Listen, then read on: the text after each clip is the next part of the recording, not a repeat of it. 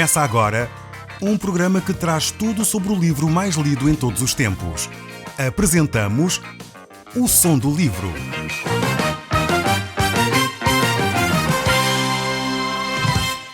Seja muito bem-vindo. Neste podcast vai encontrar o livro mais conhecido e lido em todo o mundo. Vamos levá-lo numa viagem pela história da humanidade. Este é um audiolivro para si, para a sua família e sociedade em geral. Contextualização e comentários de Paulo Chaveiro. Nós temos estado a analisar o livro mais lido em todo o mundo e esse livro já é conhecido seu, que é a Bíblia. É nesta Bíblia que nós estamos a estudar, estamos a analisar, a ver e a tirar princípios para a nossa vida. E esse livro dos princípios é o livro do Gênesis. Gênesis significa exatamente isso, o livro dos princípios. E nele encontramos princípios para a nossa vida, para o nosso relacionamento conjugal, para o nosso relacionamento como pais, para o nosso relacionamento com os vizinhos, com os amigos.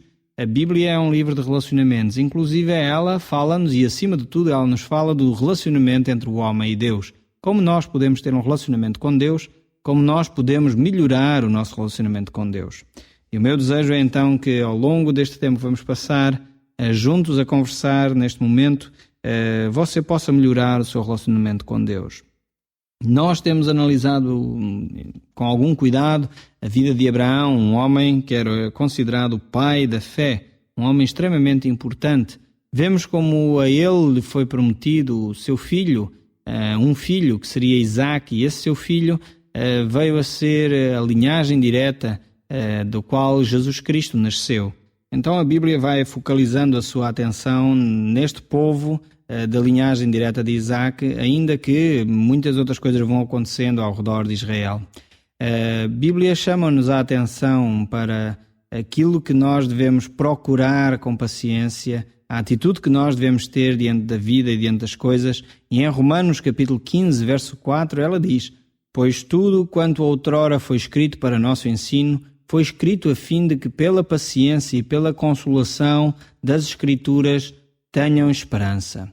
Este texto que nós vamos estudar hoje é exatamente nesse sentido. É um manifesto à paciência e à esperança. Devemos procurar neles encontrar, de facto, princípios que nos vão orientar também nessa área. A própria Bíblia, em Hebreus capítulo 4, 12, ainda nos diz: "A palavra de Deus é viva e é eficaz, e mais cortante do que qualquer espada de 2 gumes, e penetra até o ponto de dividir a alma, o espírito, as juntas e medulas, é apta para discernir os pensamentos e os propósitos do coração." É esta palavra de Deus que nós queremos transmitir e é dela que queremos retirar os ensinos para a nossa vida. E eu espero sinceramente, caro ouvinte, que durante este programa a palavra de Deus possa falar consigo e os princípios que vamos encontrar aqui neste texto possam fazer diferença na sua vida. Nós encontramos então no livro do Gênesis, capítulo 26, e vamos ver então a atitude que Isaac tem ao viver neste ambiente aqui, de um ambiente novo, de seca, um ambiente de fome. Ele está a viver na sua terra que Deus havia prometido ao seu pai e de repente acontece que a situação é grave, há uma situação grave. Nós já temos visto em programas anteriores como o seu pai Abraão agiu quando a situação apertou, quando houve uma dificuldade, como ele reagiu. E agora vamos encontrar Isaac de alguma forma numa prova de fé também.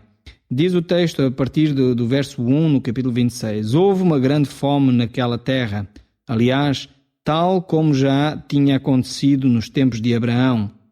Por isso Isaac resolveu mudar-se para a cidade de Gerar, onde reinava Abimeleque, rei dos filisteus. E o Senhor apareceu-lhe dizendo: Não deixas ao Egito, faz o que eu te disser e fica nesta terra. Assim serei contigo e abençoar-te-ei. Hei de dar-te toda esta terra, a ti, aos teus descendentes, tal como prometi a Abraão teu pai. Farei com que os teus descendentes sejam tão numerosos como as estrelas. E não só há de vir a possuir todas essas terras, como também se tornarão um meio de bênção para todos os outros povos da terra. Faço isso porque Abraão obedeceu à minha voz, aos meus preceitos e às minhas leis." Temos então aqui uma atitude de Isaac ao momento em que ele sente a pressão das dificuldades, de não ter muito que comer, a atitude natural daquela época seria: vamos descer ao Egito, vamos descer para aquela terra. Mas Deus tinha alguma coisa maior para Isaac. Deus queria que ele tivesse uma atitude diferente, então diz: não saias daqui, não deixas ao Egito, não cometas, digamos assim, o mesmo erro que teu pai cometeu, porque eu prometi a ele dar-te esta terra e fazer dela uma grande nação, numerosa como as estrelas. E Deus agora não só estabelece esta promessa com Abraão, como vai estabelecer então esta promessa com Isaac também. É agora, a partir deste momento, Isaac é o depositário desta promessa de Deus. Até há algum tempo tinha sido Abraão a origem da promessa, e tinha sido com Abraão que Deus estabeleceu. Agora, Isaac era de alguma forma o detentor também desta promessa. E assim, diz o texto, obedeceu Isaac, assim ficou em Gerar.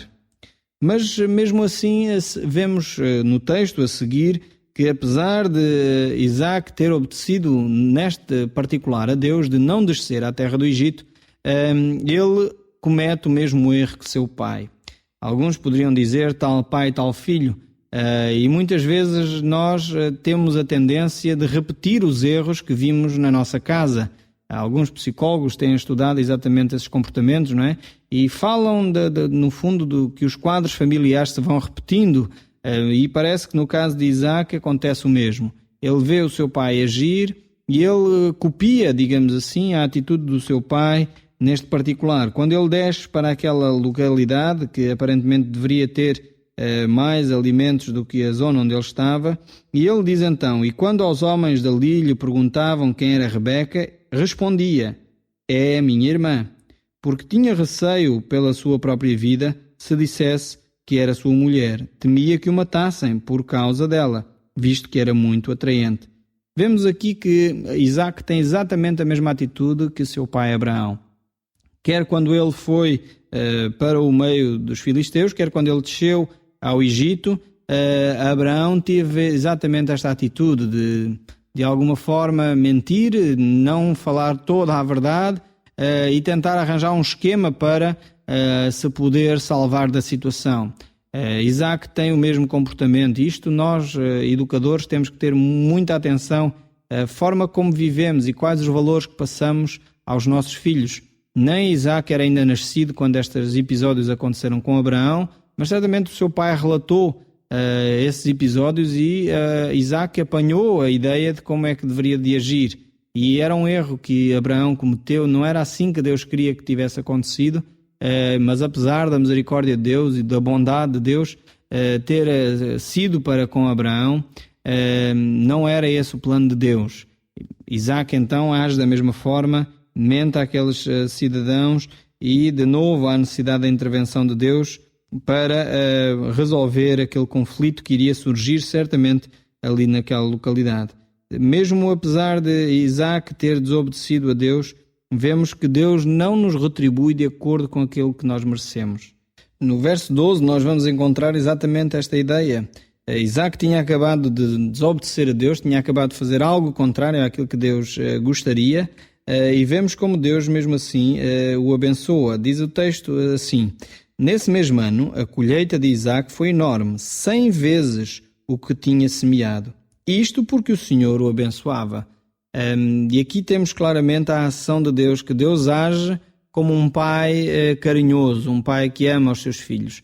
Mais uma vez eu quero deixar claro que essa ideia que nos venderam, que nos deram, que nos passaram, de que Deus é um tirano que está nos céus preparado para massacrar os seus filhos, não é uma ideia que tenha fundamento na Bíblia.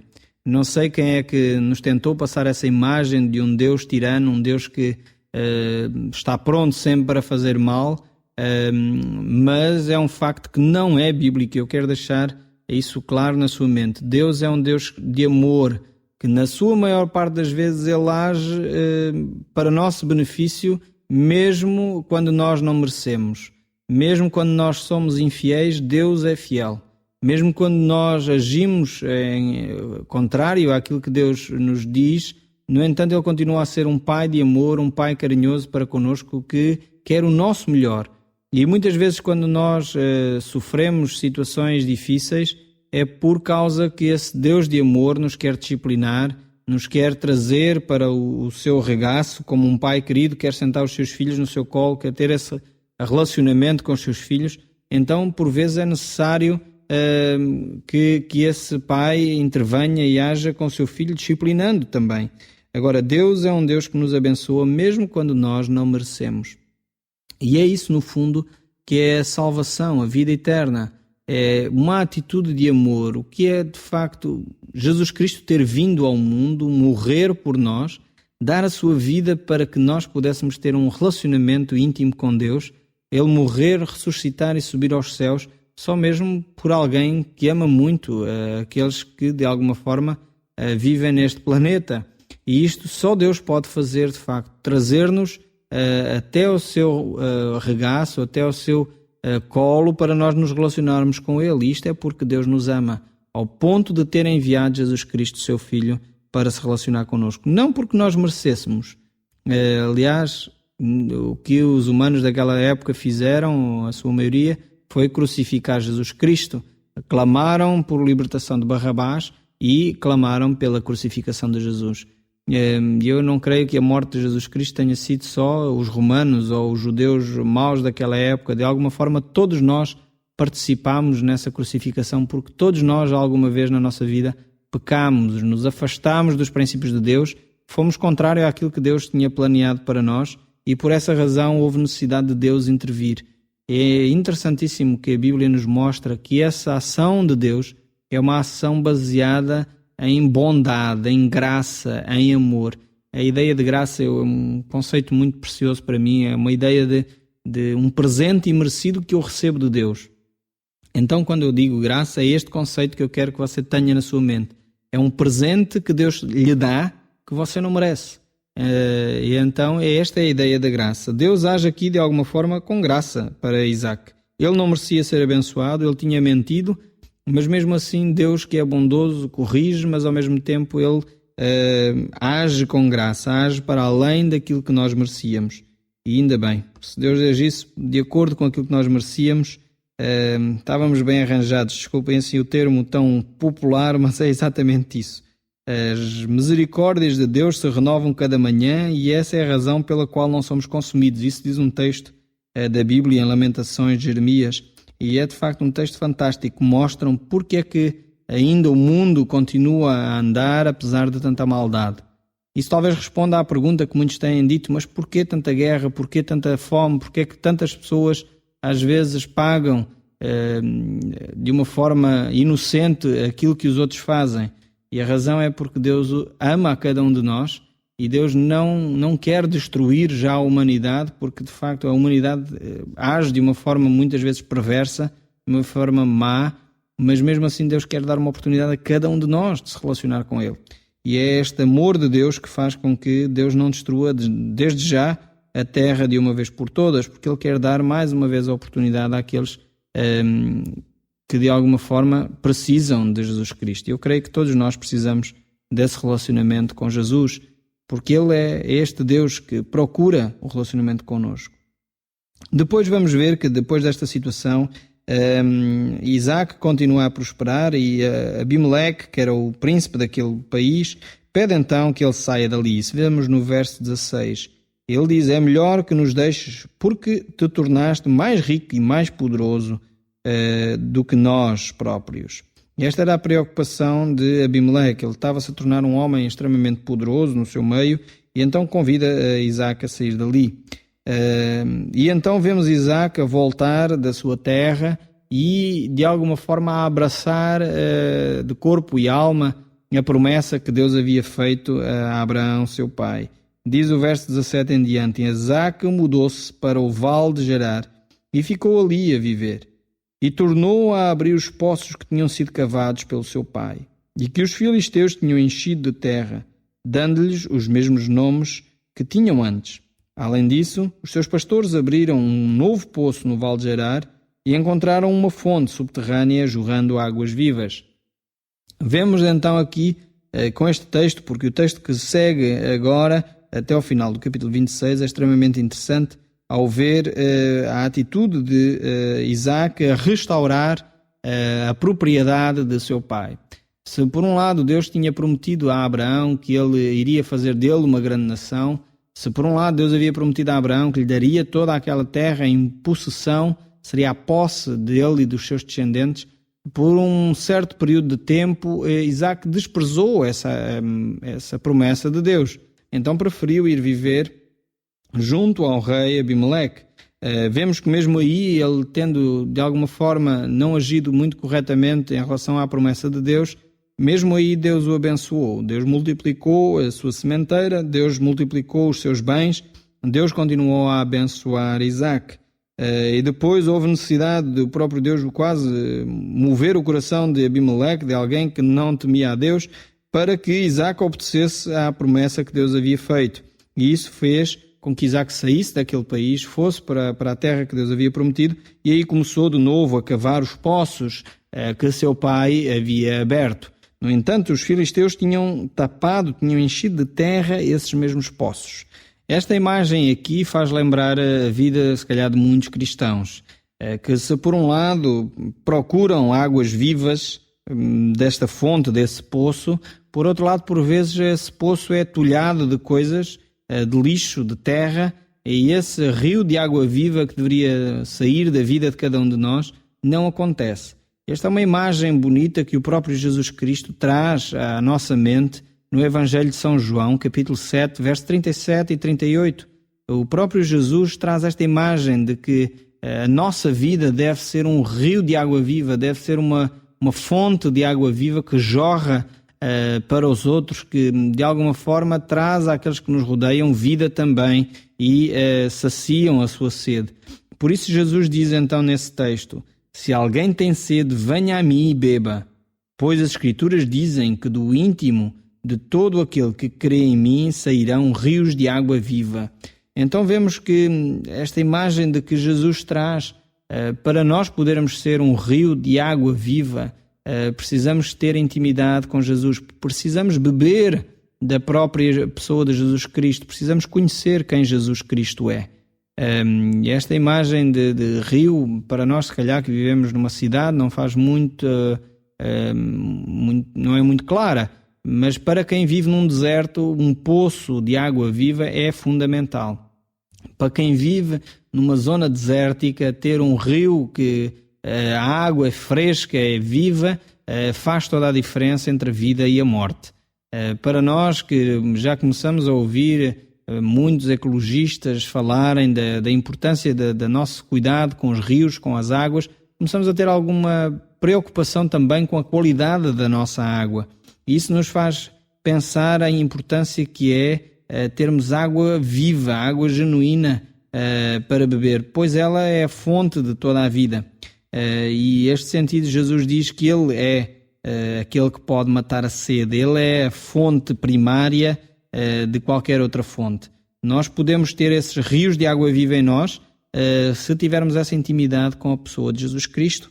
E aqui esta ideia de Isaac, que abre poços e deles jorram água viva num deserto, a mim pessoalmente traz-me esta imagem da pessoa de Jesus Cristo, em que dele podemos beber esta água viva.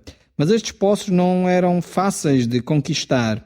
Vemos que os filisteus não estavam dispostos a abrir mão deles. Eram certamente também lugares estratégicos para os filisteus, porque eles sabem quando há um poço, aí as pessoas se estabelecem, e certamente os filisteus não tinham interesse em que Isaac se estabelecesse naquele lugar. Por isso, quando ele abriu este poço, diz os versos seguintes, os 20 a 22, que aquele poço deu a Isaac o nome, o Poço da Discussão. E então, o poço seguinte era o Poço da Desavença. E vemos como foi difícil para Isaac estabelecer-se naquele território em que havia constantes contendas e disputas por causa das águas e por causa daqueles poços. Avançando no nosso texto, nós vamos ver que finalmente ele chegou a um lugar onde pôde então cavar um poço, e esse poço chamou o Poço da Largueza, porque foi de alguma forma adquirido com paz. Foi, diz aí o texto, porque agora, enfim, justificou ele, o Senhor nos deu espaço bastante para vivermos e temos prosperado. Temos aqui então este último poço que Isaac abre como restabelecimento da promessa de Deus, e depois disso vem a promessa de Deus no verso 23. Depois subiu até Berzeba, e o Senhor, na noite da sua chegada, disse-lhe: Eu sou o Senhor Deus de teu pai Abraão.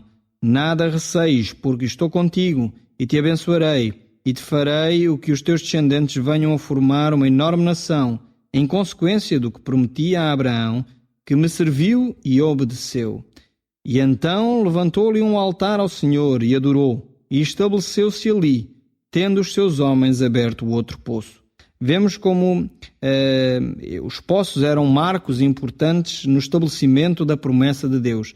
Deus confirma a Isaac aquilo que havia prometido a Abraão, e Isaac aceita esta promessa de Deus, recebe esta promessa de Deus e de alguma forma adora a Deus por aquilo que ele tinha feito na sua vida, por aquilo que Deus estava a fazer consigo. Este Deus é o Deus que quer agir também na sua vida, um Deus que mantém a sua aliança, que não muda de opinião, um Deus que é constante, um Deus que age sempre da mesma forma para conosco, um Deus que é permanente, um Deus que gosta de manifestar o seu amor para conosco na pessoa de Jesus Cristo. É deste Deus que nós iremos continuar a falar nos próximos programas. Até lá, fique sempre na nossa companhia e que Deus o acompanhe e guarde. O Som do Livro, uma produção da Rádio Transmundial de Portugal.